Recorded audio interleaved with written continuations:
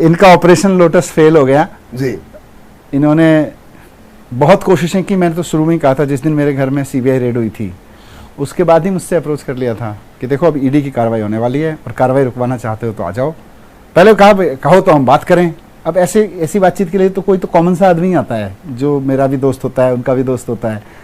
तो मैंने पूछा भाई क्या चाहते हैं पूछो, तो उसने आगे कहा जी पूछ लो कितने एमएलएज हैं। नमस्कार, खबर खंडन में आपका स्वागत है। जैसा कि आप जानते हैं कि खबर खंडन में होता है सिर्फ खबरों का खंडन। खबर ये निकल कर के आ रही है एबीपी न्यूज़ के हवाले से कि मनीष सिसोदिया ने बहुत बड़ा धमाका किया है। जी हाँ, जेल से छूटने के बाद मनीष सिसोदिया ने जो बयान जारी किया है वो भारतीय जनता पार्टी को और मुसीबत में डाल दिया है। जी हाँ, मनीष सिसोदिया ने अपने जो है कि बयान में कहा है कि भारतीय जनता पार्टी वो जो है कि उनको सीएम बनने का ऑफर दिया था और उन्होंने कहा था कि आपके पास कितने विधायक हैं, आप टूट करके आ जाइए, हम आपको सीएम बना देंगे। इस पर जो है कि मनीष सिसोदिया जी ने बहुत ही बड़ा जो है कि धमाका किया है, जिससे भारतीय जनता पार्टी जो है और मुसीबत में आ गई।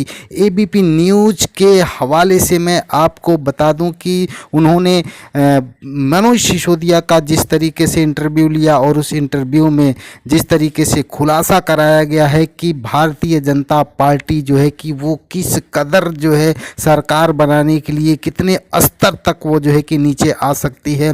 इस पर मनीष सिसोदिया ने कहा है कि जिस तरीके से अरविंद केजरीवाल और मैं जो है कि जब हम जेल में चले गए उसके बाद भी जो है कि तोड़ने का प्रयास किया गया आम आदमी पार्टी के विधायकों का, लेकिन मैं धन्यवाद देना चाहता हूं आम आदमी के विधायक जो है कि वो टूटे बिना जो है कि आज तक मुस्तैदी के साथ खड़ा रहे और आज उन्हीं का देन है कि दिल्ली में आम आदमी पार्टी की सरकार बची हुई है। नहीं तो भारतीय जनता पार्टी जिस कदर से जोड़ तोड़ के लिए जो है कि मुझे भी ऑफ़र किया था, मुझे भी जो है कि उन्होंने जो है कि सीएम बनाने का ऑफ़र दिया कि आप टूट करके आ जाइए, आपके पास कितने विधायक हैं, आप कितना लेंगे, यहाँ तक का भी ऑफ़र किया गया था। लेकिन उसके बावजूद भी मैं जेल जाना जो है कि मुनासिब समझा, क्योंकि मुझे ये धमकी दी गई थी कि आपको ईडी और सीबीआई आपके घर जा सकती है, नहीं तो आप समय रहते ही आप जो है कि भारतीय जनता पार्टी से अलायंस कर लीजिए, जुड़ जाइए और मुख्यमंत्री पद स्वीकार कर लीजिए, नहीं तो आपको जेल जाना पड़ेगा। मैं जेल जाना जो है कि उचित समझा,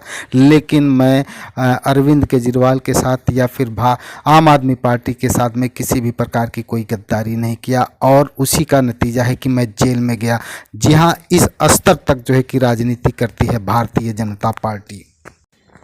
आइए और सुनते हैं वो इंटरव्यू जिसमें जो है कि अरविंद केजरीवाल और उनके पार्टी के जो है कि डिप्टी सीएम रह चुके, पूर्व डिप्टी सीएम रह चुके मनीष सिसोदिया का जो इंटरव्यू है वो हम आपको सुनवाते हैं और एबीपी न्यूज़ की खबर का खंडन करते हैं। मैंने खैर मैं कितने तो क्या बताऊंगा, मैं भी एमएलए हूँ, मैं ही नहीं हूँ इसमें शामिल टूटने में। तो एनीवे वो सब अब बहुत उसकी बात हो गई। अब तो मैं मतलब यही कहूँगा कि ये मेरा अंदर होना, अरविंद जी का अंदर होना, इस बात का एक वो है कि देश में खुलेआम तानाशाही चला रखी है इन्होंने और ये एजेंसियां बुरी तरह से दुरुपयोग कर करके लोगों को डराया जा रहा है, अंदर किया जा रहा है। और उसमें खाली राजनीतिक पार्टी के लोग नहीं है, देश के व्यापारी तक हैं। जी मनीष जी, अगर चुनावों की अब बात करें, अभी हरियाणा में चुनाव आ रहा है, तो हरियाणा में अकेले लड़ेंगे चुनाव, कांग्रेस के साथ लड़ेंगे, कैसे लड़ेंगे? देखिए अभी अरविंद जी अब बाहर आने वाले हैं। बाहर आने वाले हैं? हाँ, मैं बाहर आ गया। देखिए आम आदमी पार्टी अपने अब तक के सबसे बड़े संकट से जूझी और इतना बड़ा संकट था जो आज तक आजाद भारत में किसी राजनीतिक पार्टी पे नहीं आया। पूरी टॉप लीडरशिप को अंदर डाल दिया, लेकिन फिर भी सर्वाइव कर गई। फिर भी बिना टूटे, बिना बिखरे, एकजुट होके इस पूरे संकट से अब निकल आई है। अब ये संकट खत्म हो गया, अब तो संकट इनका शुरू हो रहा है।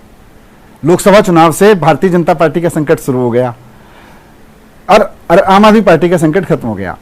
तो अरविंद जी बाहर आएंगे, अब वो मिलके बैठेंगे, फिर तय करेंगे क्या करना है, कि कांग्रेस के साथ जाना है या। हाँ बिल्कुल, उन सब पे बात होगी। तो आप इतने आश्वस्त हैं कि वो बाहर आ जाएंगे? हाँ, आना ही है जी। देखिए सच्चाई, वो मैं कहा ना, भगवान के घर देर हो सकती है लेकिन अंधेर नहीं है।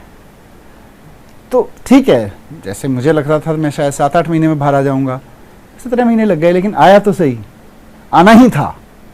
वैसे अरविंद जी के बारे में मैं कह रहा हूं कि तो उनको जाना चाहिए था 3 महीने पहले ही, लेकिन फिर इन्होंने जैसे ही ईडी से बाहर आने की बात हुई, सुप्रीम कोर्ट ने ईडी में बेल दे दी उनको, इन्होंने तुरंत उनको सीबीआई में अरेस्ट कर लिया। उनको लगा अरविंद जी बाहर नहीं आने चाहिए। तो मनीष जी, अब ये बताइए आपकी आप उप मुख्यमंत्री थे जब जेल गए उससे पहले, तो अब दोबारा उप मुख्यमंत्री कब बनेंगे, ये भी सवाल सबके जहन में है। देखो, मेरी ऐसी कोई इच्छा नहीं है कि मैं दोबारा उप मुख्यमंत्री बनूं। मैं 17 महीने पार्टी के लिए, देश के लिए बहुत कुछ सोच के, बहुत चिंतन करके बाहर आया हूँ, और सच बता रहा हूँ कि 17 महीने में अपने देश की व्यवस्था पे, देश के इतिहास पे जितना मैंने पढ़ा और जितना जाना, जी। और गर्व हुआ और काम करने का मन किया। अब उस काम को मैं अगले कुछ महीने पार्टी में नीचे सड़क पे उतर के करूं, उस काम के लिए काम, या सरकार में रह के करूं। मैं जब बाहर आया तो इमीडिएटली मुझे लगा कि मुझे कार्यकर्ताओं के बीच जाना चाहिए। जी। मैं चल पड़ा, मैं कार्यकर्ताओं के बीच यात्रा कर रहा हूँ, लोगों से मिल रहा हूँ, पद यात्रा भी करूँगा।